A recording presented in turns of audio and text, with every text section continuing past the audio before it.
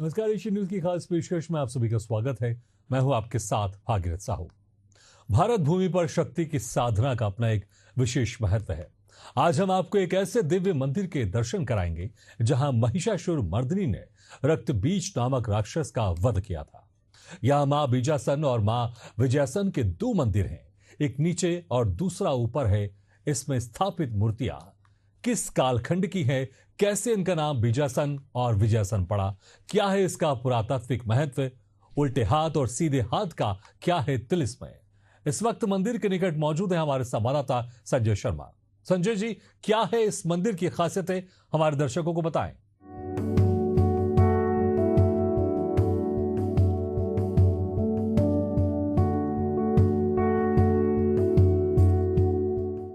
नमस्कार।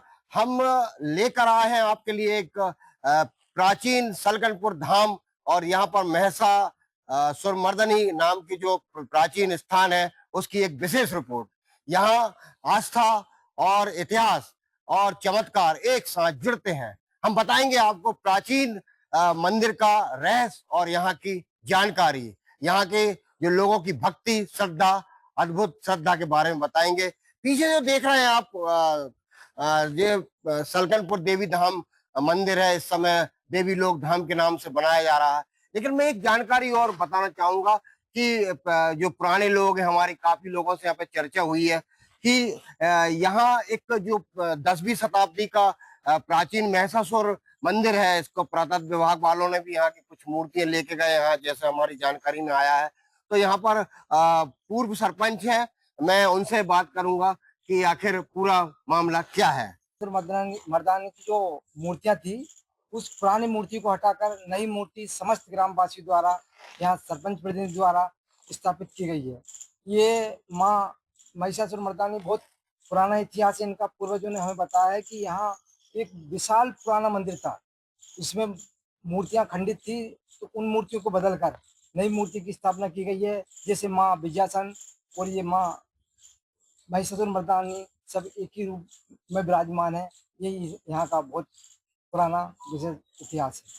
बहुत कम लोगों को जानकारी है, लेकिन धीरे धीरे जब यहाँ का मंदिर का निर्माण हुआ और खबर कई लोगों को लगने लगी, तो आज भी यहाँ पर प्रतिदिन भीड़ देखने को मिलती है। हम जब सुबह आए तो काफी लोग यहाँ दर्शन कर रहे थे, क्योंकि जो प्राचीन महिषासुर मर्दिनी नाम का मंदिर है, अब खंडित मूर्ति होने के कारण नया मंदिर बनाया गया है और निर्माण अभी कार्य चालू है। यहाँ और भी लोग हैं, दुबे जी हमारे साथ। दुबे जी, किस तरह मंदिर बनाया गया, कितना पुराना मंदिर है ये? 10वीं सदी का मंदिर है, बहुत पुराना मंदिर है। पूर्वजों द्वारा बताया गया है, माँ महिषासुर मर्दानी का मंदिर है ये। और खंडित मूर्ति को हटा के और समस्त गांव वाले लोग मिलकर उसको नई मूर्ति स्थापित की है। और माता रानी को या महिषासुर मर्दानी ने जो वध करा था, उसके बाद माँ विजयासन को वहाँ स्थान दिया ऊपर। बहुत यहाँ की आश्चर्यजनक जानकारी है, जो बहुत कम लोगों को है। जैसा हम देख रहे हैं, मैं कैमरामैन से कहूँगा पीछे जो दिखाएंगे हम सलकनपुर देवी धाम, यहाँ पर एक विशाल मंदिर है, यहाँ लाखों लोग यहाँ पर दर्शन करते हैं और ये एक आस्था का केंद्र बना हुआ है।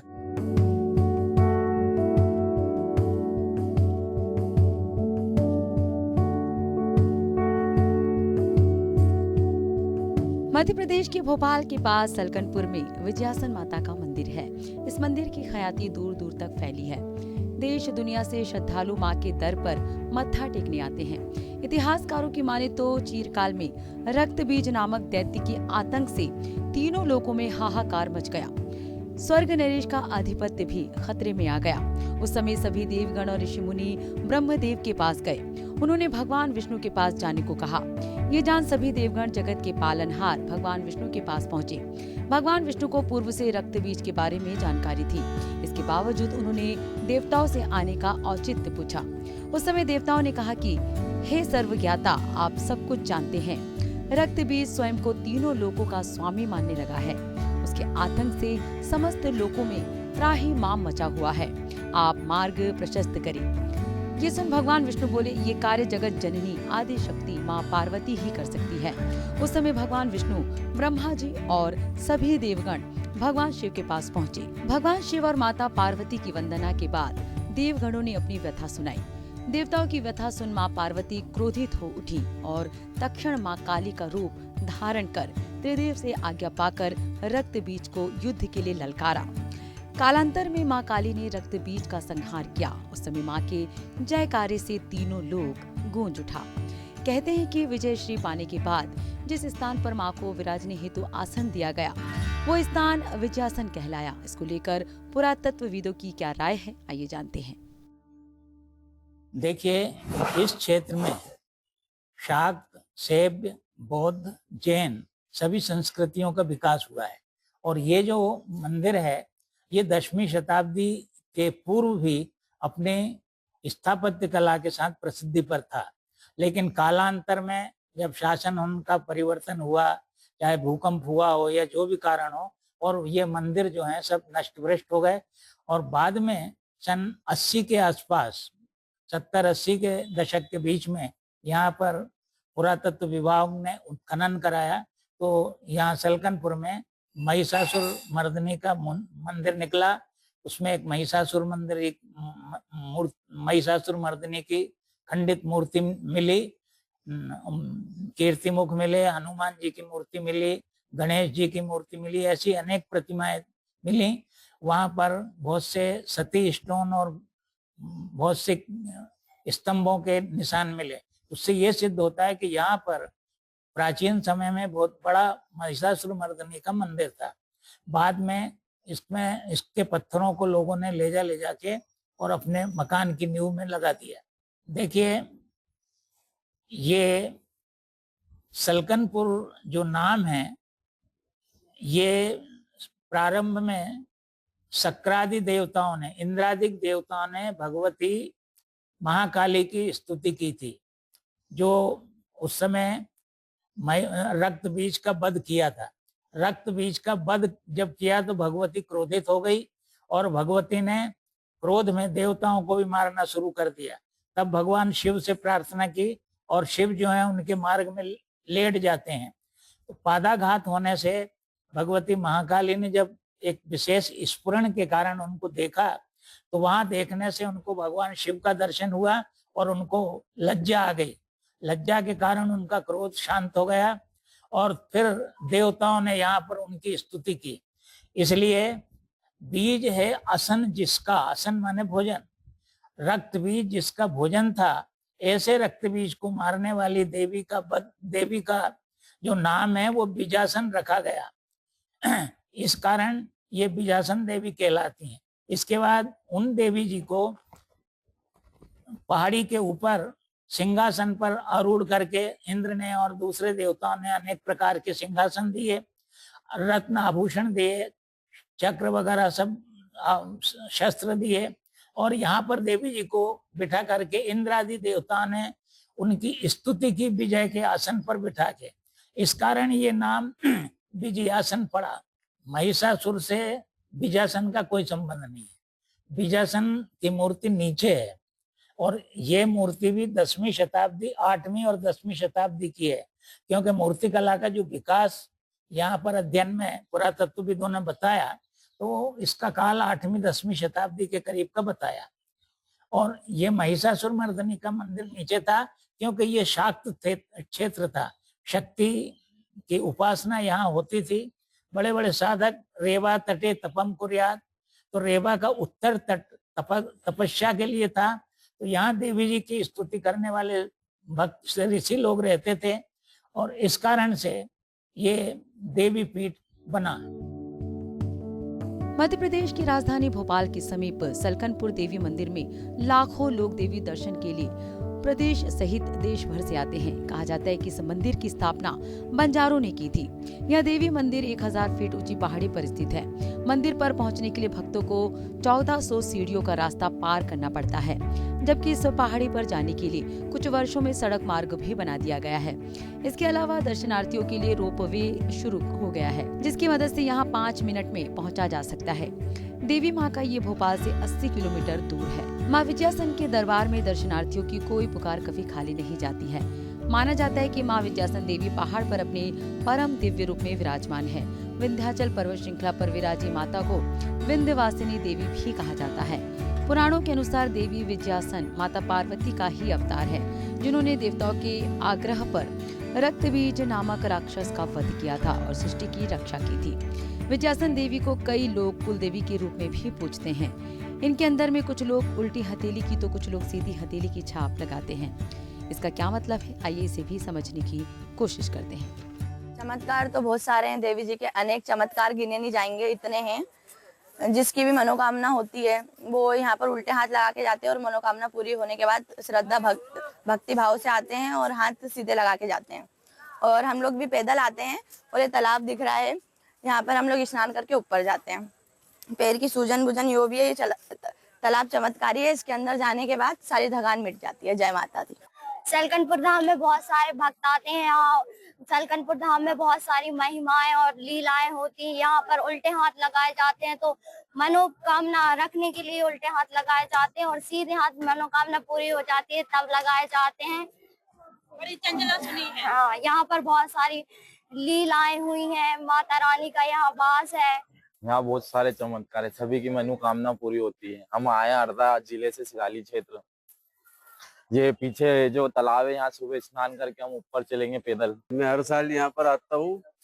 यहाँ पे जो भी आप लोग मन्नत मांगते हो, मेरी भी मन्नत पूरी हुई है। मैंने यहाँ पे मेरी मन्नत मांगी तो मेरी पूरी हुई है। और यहाँ पर बहुत अच्छा चमत्कार भी है माता रानी का। करीब 300 वर्ष पूर्व पशुओं का व्यापार करने वाले बंजारे इस स्थान पर विश्राम और चारे के लिए रुके। अचानक ही उनके पशु अदृश्य हो गए। बंजारे पशुओं को ढूंढने के लिए निकले तो उनमें से एक वृद्ध बंजारे को एक कन्या मिली। कन्या के पूछने पर वृद्ध बंजारे ने सारी बात कही।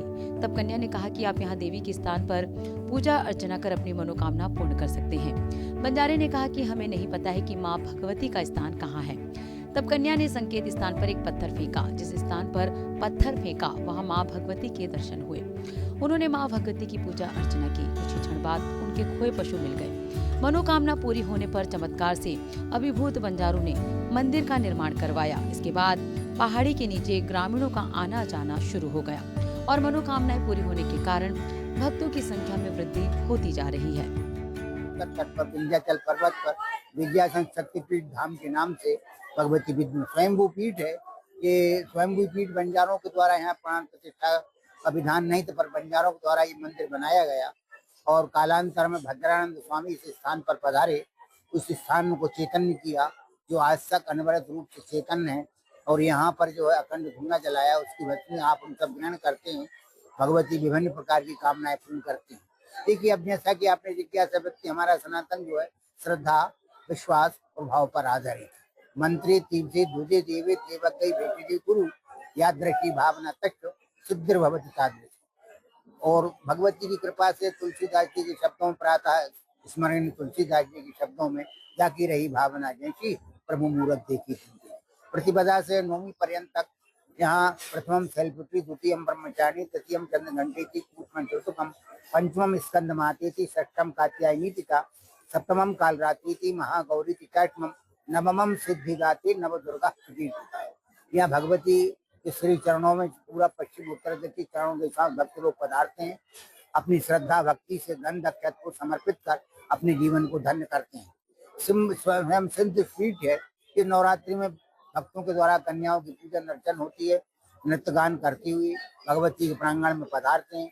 भगवती के चरणों में अपनी श्रद्धा समन रख के अपने जीवन को धन्य करते हैं। माता जी के पृष्ठभाग पर उल्टे हाथे माताएं लगाती हैं। बाल गोपाल जब भगवती गोदी भरती है तो फिर यहाँ आकर के सीधे हाथे करते हैं, मुंडन उतारते हैं। इस तरह ये परंपरा अनादिकाल से चली आ रही है। मंदिर समिति के द्वारा इस नवरात्रि प्रतिपदा से नौवीं पर्यंत तक जो है ये दुर्गा सप्तशती का पाठ होता है। वैसे तो 12 महीने पाठ होता है प्रतिदिन। यहाँ अखंड धूना जलता है, अखंड ज्योत जलती है। इस तरह भगवती के प्रभाव प्रतिदिन उत्तरोत्तर। अब जैसे जनसंख्या आपने पूछी है तो यहाँ पर प्रतिपदा से नौवीं पर्यंत तक कम ज्यादा की मात्रा में दर्शनार्थी पधारते हैं। अब आपके चैनल के माध्यम से हम चाहते हैं कि देखिए, समाप्त पुण्यस्य काम यथा नियंत्रणाम और तस्मात् सर्व प्रयत्न देवी व्यापम निरंतरम। सभी शाक्त गणों को हम साष्टांग प्रणाम करते हैं, माता बहनों को प्रणाम करते हैं, हमारे विद्यार्थी वर्ग, कृषक वर्ग और हमारे राजनेतागण सभी साधकों को हम प्रणाम करते हैं, संतों को प्रणाम करते हैं। हमारे सनातन धर्म की ध्वजा को भगवती फहराती रहे। मां विजयासन के दरबार में दर्शनार्थियों की कोई पुकार कभी खाली नहीं जाती है। माना जाता है कि मां विजयासन देवी पहाड़ पर अपने परम दिव्य रूप में विराजमान है। विंध्याचल पर्वत श्रृंखला पर विराजी माता को विंध्यवासिनी देवी भी कहा जाता है। पुराणों के अनुसार देवी विजयासन माता पार्वती का ही अवतार है, जिन्होंने देवताओं के आग्रह पर रक्तबीज नामक राक्षस का वध किया था और सृष्टि की रक्षा की थी। विजयासन देवी को कई लोग कुल देवी के रूप में भी पूजते हैं। अगर आपके भी मन में सवाल उठ रहे हो कि यहाँ कैसे पहुँचे, तो फिर आइए हम प्रमुख शहरों से इसकी दूरी को ग्राफिक्स के माध्यम से समझाने की कोशिश करते हैं। सलकनपुर धाम की दूरी: Sehore 80 kilometre, Bhopal 80 kilometre, Indore 140 kilometre, Sehore होकर कन्नौज होकर 120 किलोमीटर, जबलपुर 350, ओबेदुल्लागंज होते हुए ग्वालियर 500 किलोमीटर, सागर 290 किलोमीटर, उज्जैन 240, सीहोर होते हुए Nemawar 210, Narmadapuram 40 kilometre, Dewas 210 kilometre, Delhi 830 kilometre, Mumbai 850 kilometre. जब भी आप यहाँ आए तो सिद्ध गणेश मंदिर उत्तर पश्चिम दिशा में गोपालपुर गांव में स्थापित है। गणेश मंदिर सीहोर जिला मुख्यालय से 3 किलोमीटर दूर है। पौराणिक कथा के अनुसार ये उज्जैन के विक्रमादित्य के समय का है और मराठा पेशवा बाजीराव के द्वारा नवीनीकृत किया गया है। प्रत्येक बुधवार बड़ी संख्या में भक्त यहाँ दर्शन करने आते हैं। गणेश चतुर्थी त्योहार भी यहाँ लोकप्रिय है। यहाँ सरुमारू एक प्राचीन मठ परिसर और बौद्ध गुफाओं का पुरातात्विक स्थल है। ये स्थल सीहोर जिले के बुधनी तहसील के ग्राम पान गुराड़िया के पास स्थित है। मुख्य गुफा में अशोक के 2 शिलालेख पाए गए थे, जो अशोक के संपादकों में से एक है, और एक शिलालेख में अशोक के पुत्र महेंद्र कुमार की यात्रा का उल्लेख है। अन्य शिलालेख के अनुसार सम्राट अशोक जब विदिशा में निवास करते थे, उस समय इस स्थल की यात्रा की थी। जिला सीहोर और इसके आसपास के जिलों की ऐतिहासिक धरोहरों, प्राकृतिक और धार्मिक संपत्तियों का ध्यान में रखते हुए जिले में पर्यटन क्षेत्र के विकास के लिए सीहोर पर्यटन परिषद की स्थापना के लिए पंजीकृत किया गया है। सीहोर पश्चिम रेलवे के भोपाल रतलाम ब्लॉक में स्थित और भोपाल इंदौर राजमार्ग पर भोपाल से सड़क मार्ग से 35 किलोमीटर दूर, हवाई मार्ग से भी राज्य की राजधानी भोपाल से जुड़ा हुआ है। यहाँ विजयासन धाम सलकनपुर में धर्मशाला है, जहाँ पर 400 से 1000 रुपए में ठहरा जा सकता है। यहाँ एसी व नॉन एसी कमरे हैं। 4 निजी होटल है। इसके अलावा वन विभाग का rest house Kolar rest house Salkanpur से 35 किलोमीटर दूर नर्मदापुरम में होटल रेस्ट हाउस सहित अन्य धर्मशालाएं हैं। व्यवस्थाएं तो प्रतिवर्ष अनुसार इस साल भी वैसी व्यवस्थाएं की गई है, बल्कि पिछले साल से कुछ और परिवर्तन किए गए हैं व्यवस्थाओं में। पिछली बार केवल टैक्सियां ऊपर आ रही थी, जिससे जनता को काफी परेशानी थी, दर्शनार्थियों को, लेकिन इस बार निजी वाहन भी ऊपर आ रहे हैं और जिला प्रशासन और ट्रस्ट समिति दोनों मिलकर व्यवस्था को संचालित करने का प्रयास कर रहे हैं कि लोगों को अधिक से अधिक सुविधा मिल सके। पीने के पानी की व्यवस्था पहले से बेहतर हुई है, कोई कमी नहीं है। लाइट की व्यवस्था भी बेहतर हुई है। माननीय कलेक्टर साहब ने और एसपी साहब ने सभी विभागों को निर्देश दिया है कि जिन जिन विभागों की जो जवाबदेही है उसे गंभीरता से निर्वहन किया जाए कि जनता किसी तरह से परेशान ना हो, और पूरी शासकीय मशीनरी पुलिस बल सहित यहाँ निरंतर इस प्रयास में है कि जो दर्शनार्थी आ रहे हैं उन्हें हम अधिक से अधिक सुविधा दे सके, इस तरह का प्रयास किया जाता है। देवी लोक धाम की कल्पना नहीं है, कल्पना जमीन पे उतर चुकी है और ऐसे उतर चुकी है कि 80% काम देवी लोक का पूर्ण हो चुका है। केवल 20% काम बकाया है, जिसमें मूर्तियां आके लगना है, अप्रोच रोड बनना है, बाउंड्री वाल बनना है, और जैसे ही काम पूरा होगा तो प्रदेश के मुख्यमंत्री माननीय मोहन जी यादव और आदरणीय केंद्रीय कृषि मंत्री शिवराज सिंह जी चौहान इसका लोकार्पण करेंगे विधिवत, और करीब करीब मुझे अनुमान है कि अगले 6 महीने में इसके पूर्ण हो जाने की पूरी संभावना है। मान मुख्यमंत्री माननीय मोहन जी यादव ने भी आश्वस्त किया, और जो पैसा जहां हमने मांगा, जहां जहां जो कम पड़ रहा था, उन्होंने उदारता पूर्वक सलकनपुर को भी वैसे दिया है जैसे पूर्व मुख्यमंत्री माननीय शिवराज सिंह जी ने दिया था। और आदरणीय शिवराज जी ने भी कहा है कहीं पैसे की कोई कमी नहीं आएगी। सेंट्रल से भी पैसा आना है और प्रदेश सरकार से भी पैसा आ रहा है। काम निरंतर चल रहा है, लेकिन बड़ा काम है, इसलिए मूर्ति बनने में कुछ विलम्ब हो रहा है। जैसी मूर्तियां बनेगी वैसे यहाँ आके स्थापित हो जाएंगी। देखिए, पहला प्रश्न जो है कि बस स्टैंड नहीं है, ये सही है कि विधिवत कोई बस स्टैंड अभी तक नहीं बना है और दर्शनार्थियों की संख्या दिनों दिन बढ़ रही है। तो हमने जिला प्रशासन से निवेदन किया है और सरकार के ध्यान में भी लाए हैं कि यहाँ किसी भूमि का अधिग्रहण करके और अच्छा व्यवस्थित बस स्टैंड और टैक्सी स्टैंड बनवाया जाए। तो वो प्रोसीजर में है, लेकिन भविष्य में किसी जमीन का अधिग्रहण करके शासन यहाँ बस स्टैंड बनवाने का प्रयास करेगा।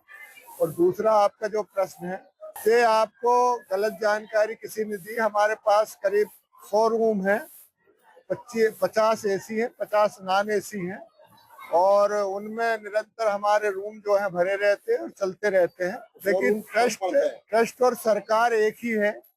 इसकी नियुक्ति माननीय मुख्यमंत्री जी के यहाँ से होती है समिति की, और सेमी गवर्नमेंट का जो संस्थान है, इसलिए ट्रस्ट द्वारा जो प्रयास किए जा रहे हैं वो भी सरकार के ही माध्यम से किए जा रहे हैं। इतना बड़ा मार्केट बना के व्यापारियों को दिया है, नीचे ऊपर इतना बड़ा देवी लोक बन रहा है, तो अकेला ट्रस्ट नहीं कर सकता था, ये सरकार के सहयोग से किया जा रहा है। जैसे जैसे यातायात के साधन और सुविधाएं बढ़ेंगी, नया रोपवे लगेगा, उससे भी सुविधा उपलब्ध होगी। हमने एक और रोड की मांग की है कि आने के लिए अलग और जाने के लिए अलग अलग रास्ते हों तो बहुत बेहतर रहेगा। ऊपर भी एक पार्किंग बने, नीचे भी एक पार्किंग बने, और रेलवे लाइन का जो स्टेशन है वो भी अपने मकोड़िया के पास जो गांव है वहाँ पे बनना है, नीम केड़ी मकोड़िया के बीच में, जिसे सलकनपुर रहटी स्टेशन के नाम से जाना जाएगा। और प्रयास यही है कि जब रेलवे की लाइन डलेगी तो दूर दूर से लोगों को आने जाने में सुविधा उपलब्ध हो। हमारे सनातन धर्म में शक्ति की साधना का विशेष महत्व है। यही कारण है कि हमारे देश में साल के 12 महीनों में 13 देवियों की आराधना की जाती है। सलकनपुर विंध्य पर्वतमाला का वो स्थान है जहाँ ऋषि मुनि तपस्या करने आते थे। यहाँ पर तमाम चमत्कारिक स्थान आज भी विद्यमान है और यहीं पर है ये माँ विंध्यासन का धाम, जहाँ पूरे होते हैं सारे काम। सलकनपुर देवी धाम मंदिर ही नहीं बल्कि हजारों वर्षों की आस्था और चमत्कारों का प्रतीक है। अगर आप भी आस्था और इतिहास के इस अद्भुत संगम को देखना चाहते हैं तो सलकनपुर देवी धाम मंदिर की यात्रा आप अवश्य करें। Sanjay Sharma, Asian news, Budhni.